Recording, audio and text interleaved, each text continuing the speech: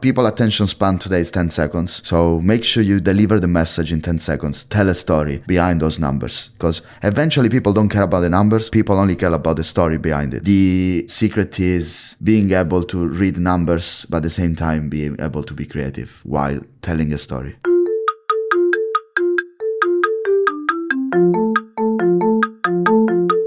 Hello and welcome to the Shiny New Object podcast. My name is Tom Ollerton. I'm the founder of the creative effectiveness platform Automated Creative. And every week I get the absolute privilege of interviewing one of our industry's leaders. And this week is no different. I am on a call with Joe Pupo, who is head of e-commerce media across Europe for Lipton Teas and Infusion. So Joe, for anyone who doesn't know who you are and what you do, can you give us a bit of background? Thank you, Tom.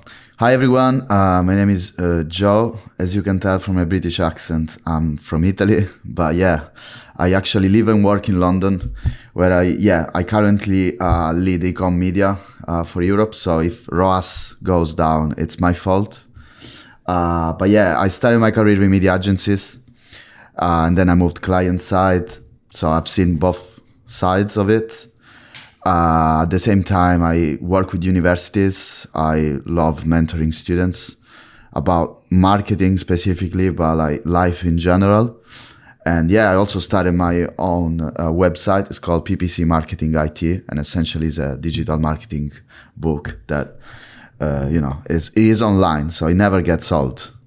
Differently from me that, I get old sometimes. And we were introduced by the lovely people at Performance Marketing World. So can you talk about your involvement in their event? Yeah, so they've been very nice. They introduce, they introduce us. We met at the previous event, which was in November, end of November last year. And I will be also speaking at the new event, Unlocked, which will be the 5th and the 6th of March in London. So I will be part of 2 panels, and then I will also do a keynote of like 15 minutes about e-com. So yeah, can't wait. Brilliant. So yeah, that's Performance Marketing World, unlocked.com, and brands go free. So there you go. Easy peasy. You got 3 chances to catch up with Joe. So Joe, thank you for the introduction. So what I'm keen to ask you is, looking back in the last 5 years or so, which new belief or behavior has improved the quality of your work life? Yeah, no, it's a good question. I think taking things not too seriously, I think improved my work-life balance, because, sometimes we forget that we are not saving lives. I mean, of course we do sometimes, but, if you're not a doctor, you work in marketing, of course, your goal is to improve people's life, right? Selling, what they need, or sometimes making them think that they need something that they don't really need.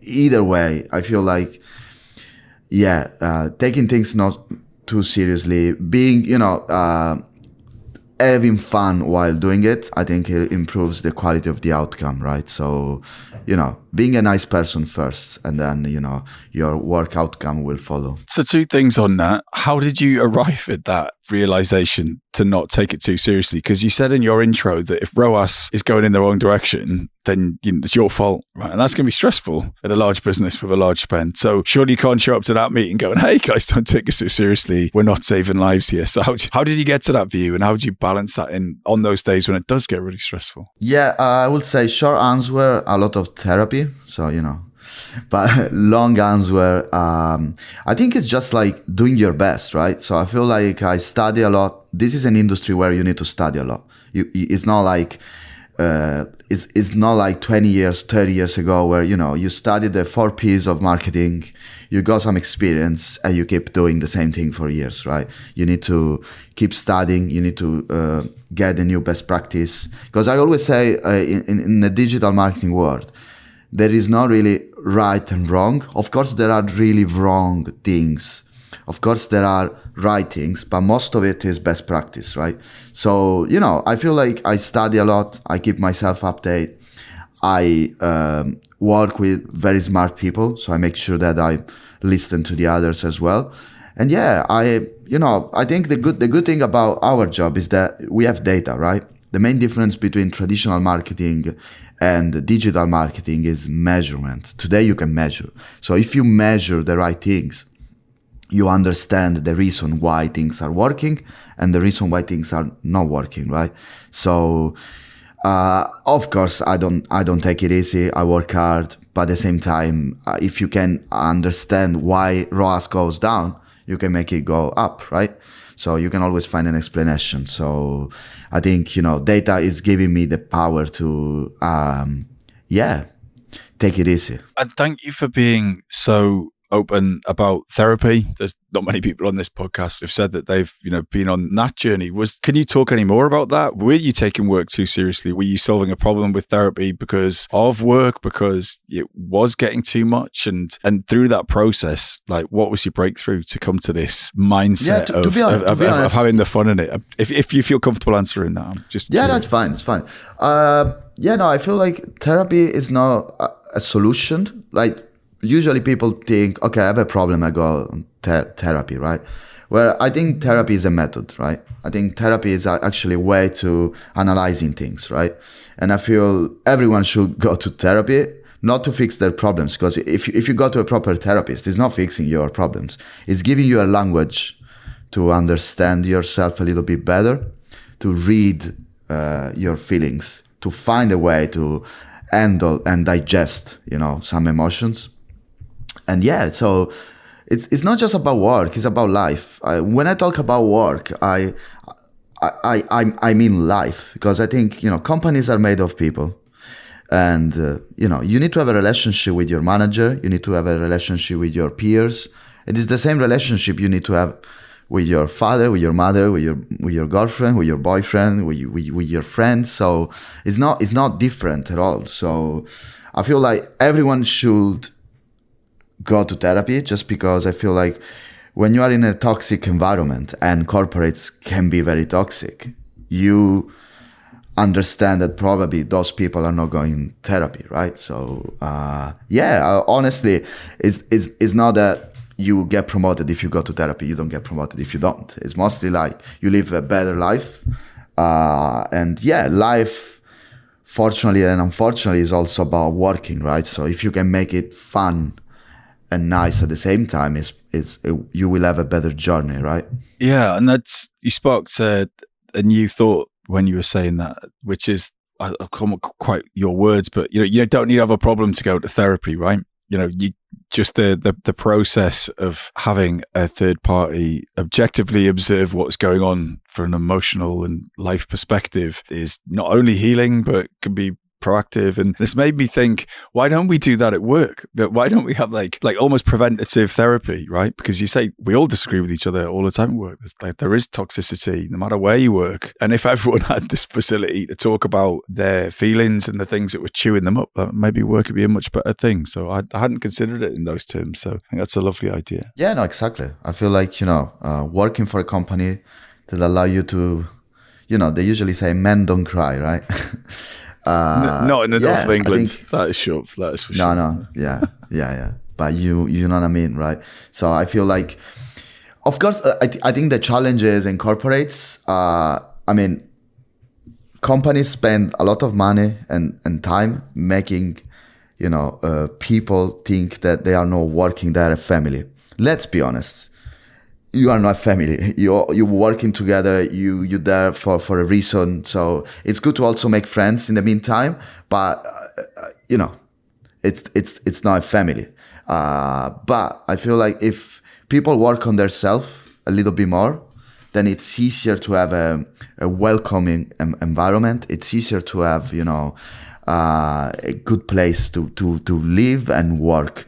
Because at the end of the day, I think being professional, in my opinion, is not just about knowing the latest on Google Ads or paid media or digital marketing. It's actually being able to split your personal feelings with your professional objectives. So being able to being a nice person while at the same time achieving your goals, right? So I think it's called work-life balance, right? But I think, in my opinion, we can sum it up and call it life balance. Being balanced during your journey. Yeah.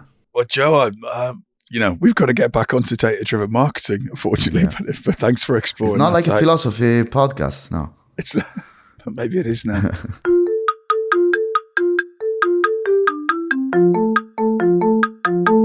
Anyway, right. So what is your best advice to become a better data-driven marketer? What is your kind of one thing? If someone does it, they're going to upgrade themselves. Yeah, as the word says, being able to read data, I think is key, because of course I think there is a little bit of misunderstanding when people talk about marketing. Of course, there is a lot of creativity in place, but also it depends, because as I mentioned, digital marketing is way different than traditional, because you got more data, so you measure.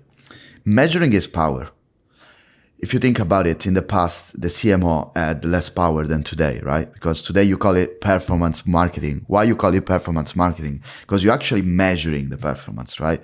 So if you spend millions to have like a billboard in London, like in Oxford Circus, 20 years ago, you couldn't really measure what was the impact of that, right? So in a crisis, the first thing they're going to cut is that billboard, right?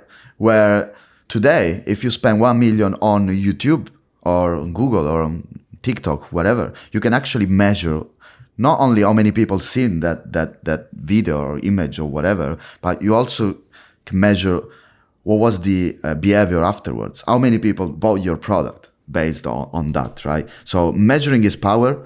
And I think the key of success there is understanding that, of course, you're still creative, because behind the click, there is always a human being. But still, you need to be able to read data, right? And of course, you don't need to be like a data analyst, right?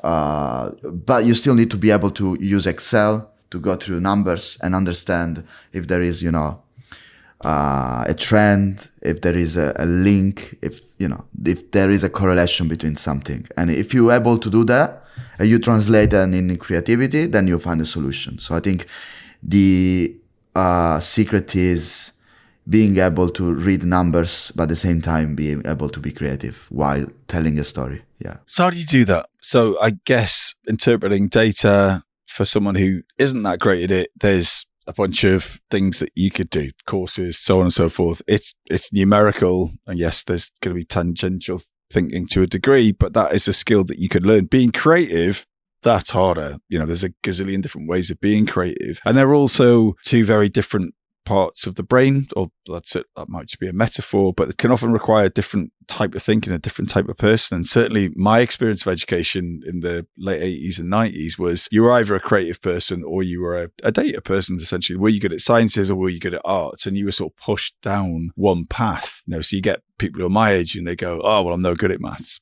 But it's my view is that you just haven't done enough maths, right? Equally, some people go, oh, I'm not creative. Or, well, you just haven't done enough creative stuff. You haven't built that muscle. So Tom, it's a great point. Yeah, people might be sort of educated a bit differently now, I hope. So what if someone listens to this podcast is like, well, I get the data, I love all that stuff, but I'm just not a creative person, or vice versa. How do you get someone to be a double-sided coin? It's a great point, Tom. I believe in talent. I believe that some people are more creative and some people are more analytical, 100%.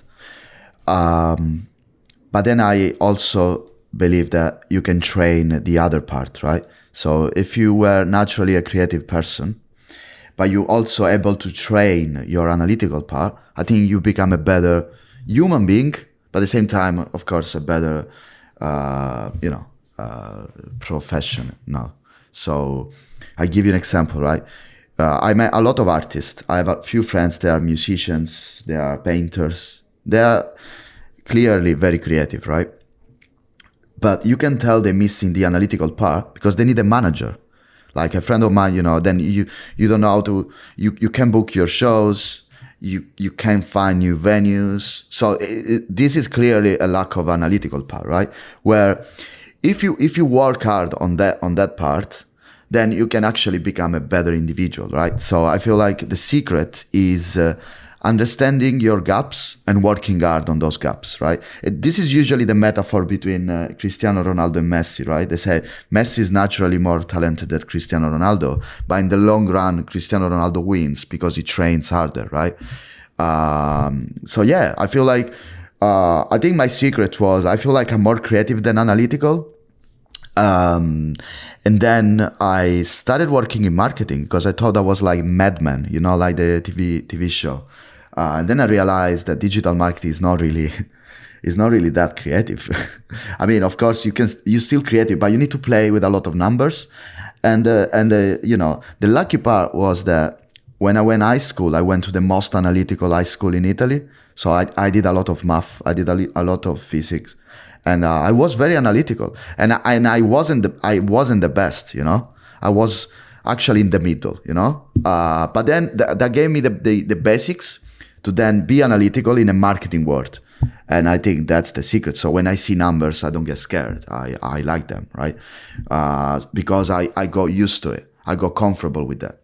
So yeah, I think the secret is always training the other side, and being able to tell a story. So I also teach at university, right? One of my courses is actually media reporting. And most of the time, the students that are coming at the marketing course, those are students that come from philosophy, they are coming from communication, they are coming from political science. And clearly, those people are not very analytical, right? Otherwise, they will have been in other courses, right? But then what I tell them, I say, look, guys, just learn these 3 basics formulas on Excel. And being able to tell a story in PowerPoint, it's even better, right?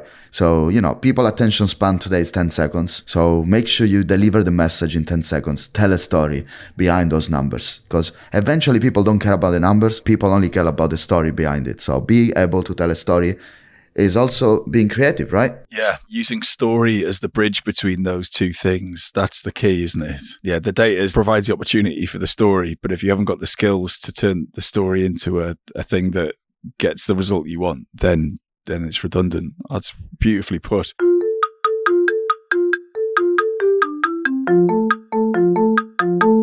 This episode of the Shiny New Object podcast is brought to you in partnership with MadFest. Whether it's live in London or streamed online to the global marketing community, you can always expect a distinctive and daring blend of fast-paced content, startup innovation pitches, and unconventional entertainment from MadFest events. You'll find me causing trouble on stage, recording live versions of this podcast, and sharing a beer with the nicest and most influential people in marketing. Check it out at www.madfestlondon.com.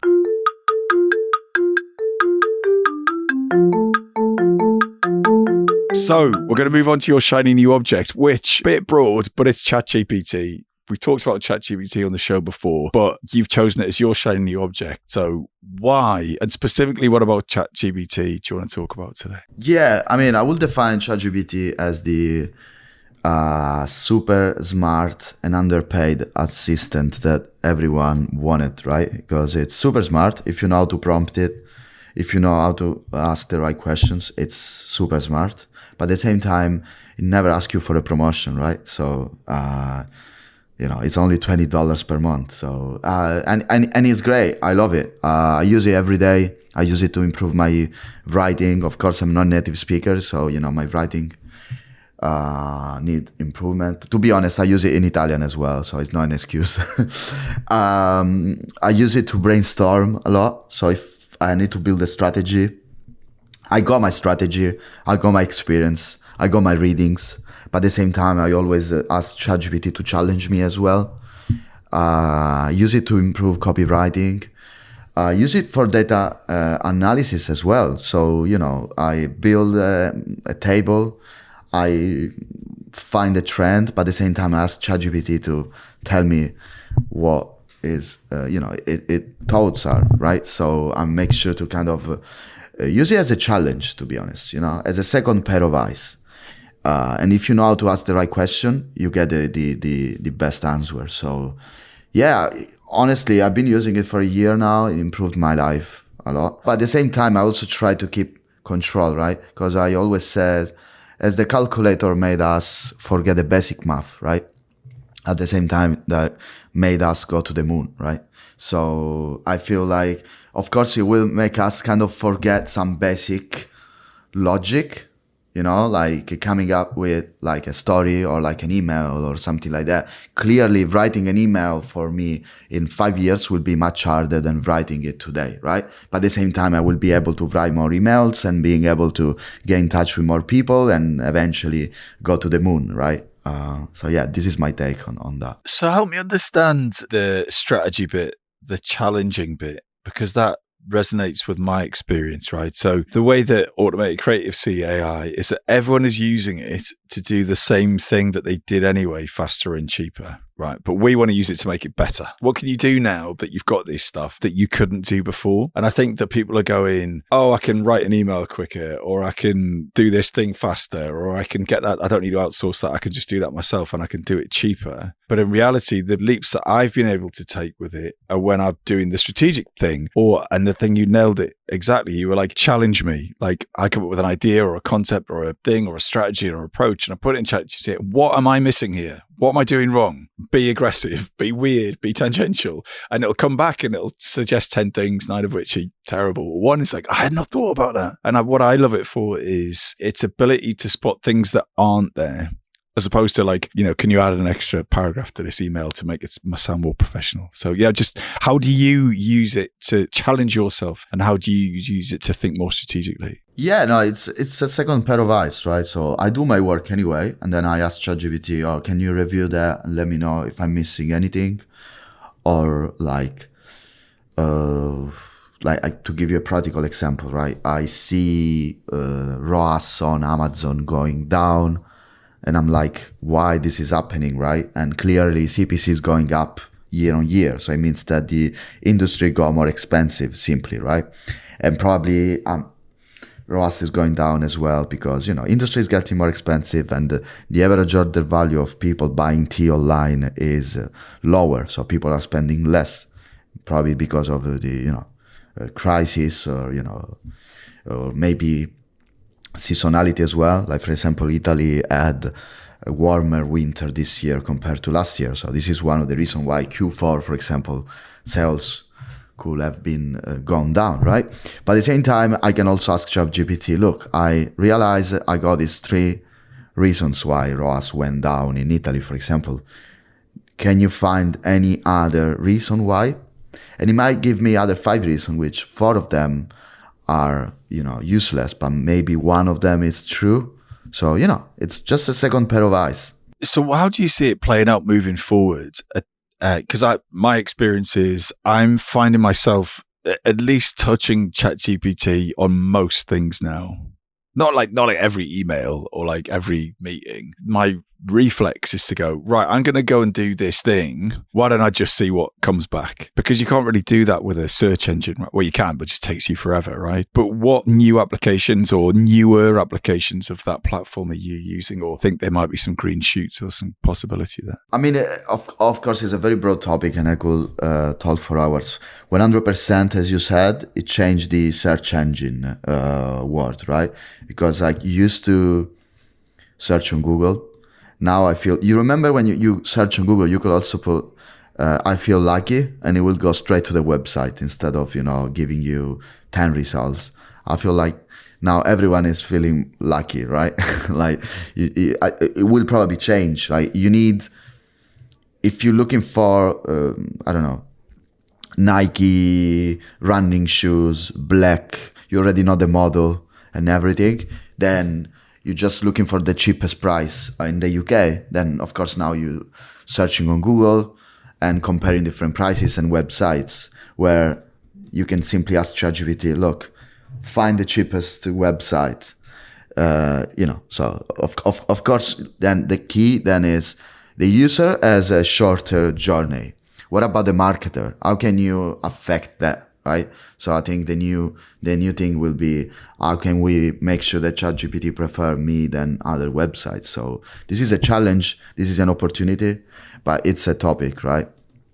So it's definitely changing the way people are retrieving information. So search engines are changing, but at the same time, I feel like it's changing the way of being creative as well, right? I feel we will always need the human touch. In the automation world, you always need a human touch, because in order to drive the machine, you know how to do it first. So, it's like leading a restaurant of 10 people cooking. If you know how to cook yourself, it's easier to lead the 10 people cooking. If you don't, it's very hard to understand if they doing a good job or not, So I think knowledge is key. We need to know how to drive the car before letting other people driving it.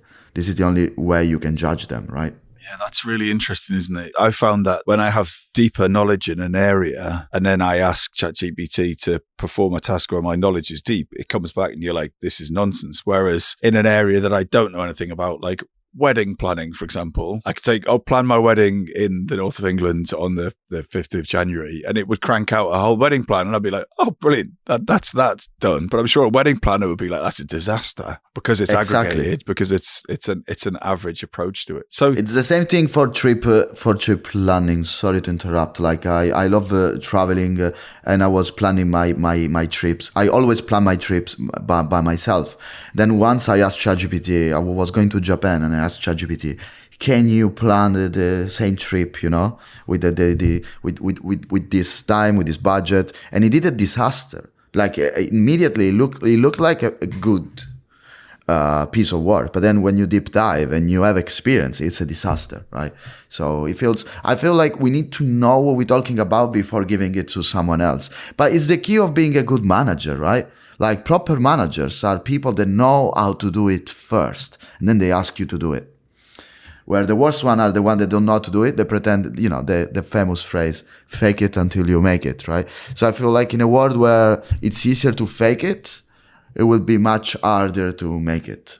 Go into that a bit more. That's an interesting one. In a world where it's easier to fake it, it will be harder to make it. What do you mean? Yeah. I think I understand. Yeah, because no, I can elaborate a little bit more. It's, as you said, it's today everyone can be a wedding planner, right? Because you ask ChatGPT and it will plan it for you. So everyone can fake it, but then the people that can actually make a good plan will be less and will be more important as well, right? So yeah, I feel like you will have more quantity as well, but you need more quality to make the difference.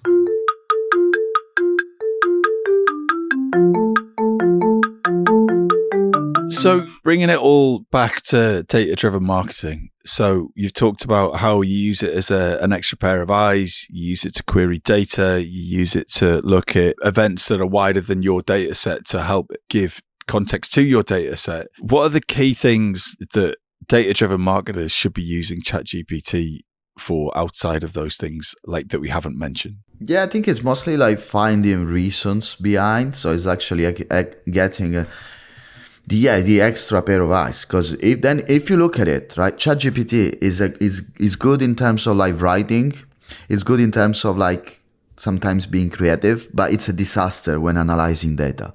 So if you give a ChatGPT table, 80% of the analysis is wrong. So like my students, they doing the media reporting class, I asked them to analyze like a meta ads post-campaign report, right? And then I asked them to build a PCA, a post-campaign analysis on PowerPoint. They did the job. And then I asked them, look, now let's use ChatGPT to analyze this data and tell us a story. Like, for example, the best performing audience, the best performing creatives. And 80% of the analysis was wrong. But only after the course and only after taking the class, only after doing it themselves first, they realized that 80% of the information were wrong.